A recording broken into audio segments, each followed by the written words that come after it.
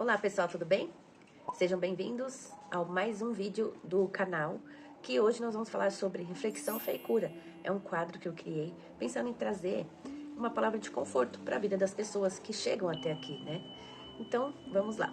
Hoje eu vou basear o que eu vou falar no capítulo 1º de 1 Samuel, que fala sobre a história de uma mulher, Ana.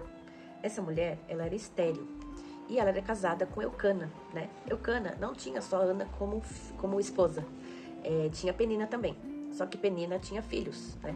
Enquanto Ana, ela se sentia, vamos dizer, diminuída pela questão de não ter filhos, por ser estéril, né? Então Penina também, para ajudar, ficava fazendo chacota com Ana, ficava irritando Ana por conta dessa condição. Meio que falando assim, eu tenho filhos e você não tem, você não, enfim. E acontecia o seguinte nessa família, todo ano eles subiam até uma cidade para fazer sacrifícios a Deus, né?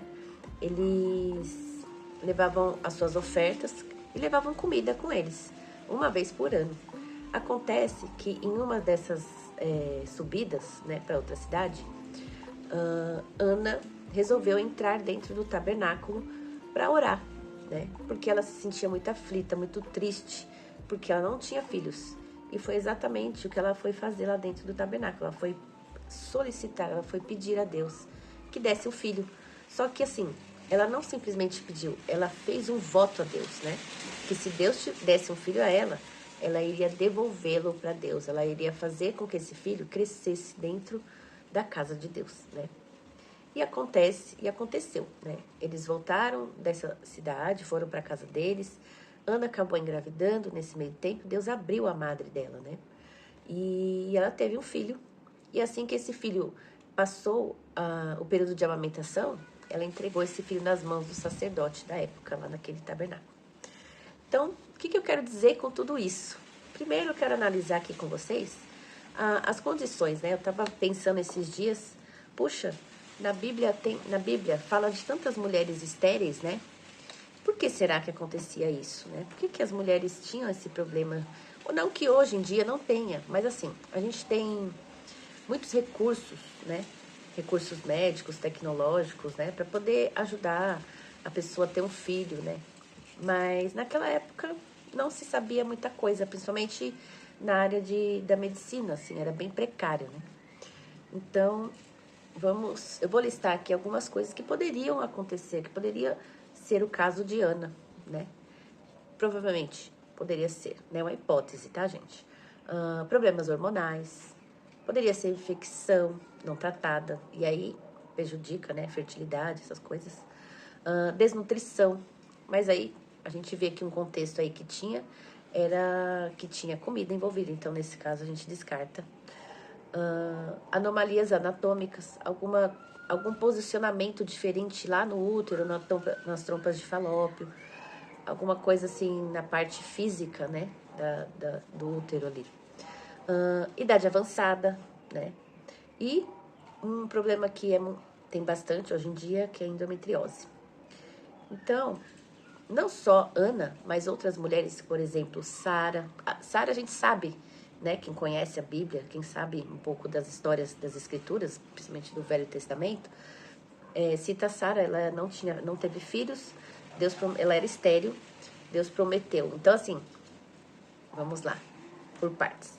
Sara não teve filhos, ela já era estéril. E depois, em idade avançada, ficou mais difícil ainda ela ter filhos. Mesmo assim, Deus prometeu e deu esse filho a ela, né? O prometido ali. Mas, enfim.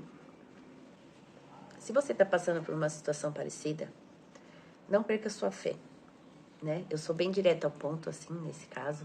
Porque, embora a gente tenha muitos tratamentos hoje em dia, a gente pode alcançar aquilo se a gente tiver fé em Deus, né? Não adianta a gente fazer todo o tratamento se Deus não abrir a nossa madre, se Ele não permitir que esse bebê venha, né? E eu vou contar assim rapidamente a história de uma mulher que é da minha igreja. Ela fez tratamentos durante 8 anos para ter o bebê dela, né? Só que assim, a gente já sabia da condição dela, né? Ela é uma pessoa que tem endometriose, fez os tratamentos e tentava, e ela foi assim durante 8 anos fazendo os tratamentos e não vinha esse bebê. Mas no momento certo, Deus plantou aquela sementinha, permitiu que aquela sementinha fecundasse no útero e o bebê veio, né? É uma menininha, mas se você está fazendo tratamentos, não perca as esperanças, né?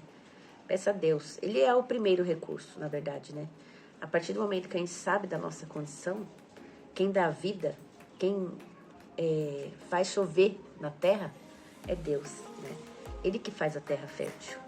Então creia, né? Eu quis usar esse exemplo de Ana e de Sara, de outras mulheres que tem, por exemplo, a mãe de João Batista, né? Que foi Isabel. João Batista foi um contemporâneo de Jesus.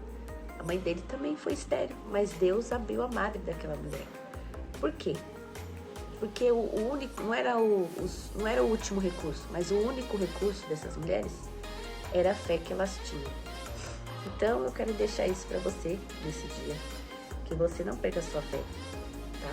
Se isso aí está destruído dentro de você por algum motivo, se você ainda não olhou sob essa perspectiva, colocar Deus em primeiro lugar, que Ele vai acrescentar as outras coisas, então coloca agora, muda. Eu oro a Deus agora, para que Ele mude essa perspectiva em você, né? E faça o que tem que ser feito. Vai, faz os tratamentos e espera que Deus, eu creio que Deus ainda faz milagres. E Ele sempre fez, na verdade, né? Não é que Ele ainda faz, Ele sempre fez. Às vezes a humanidade deixou de crer, né? Então não deixe de crer, não deixe de acreditar. Essa é a minha palavra para esse vídeo de hoje. Espero que vocês tenham gostado. Não esqueçam, não saiam daqui sem deixar o seu like, sem curtir, comentar, sem se inscrever, tá bom? Um beijo e até a próxima.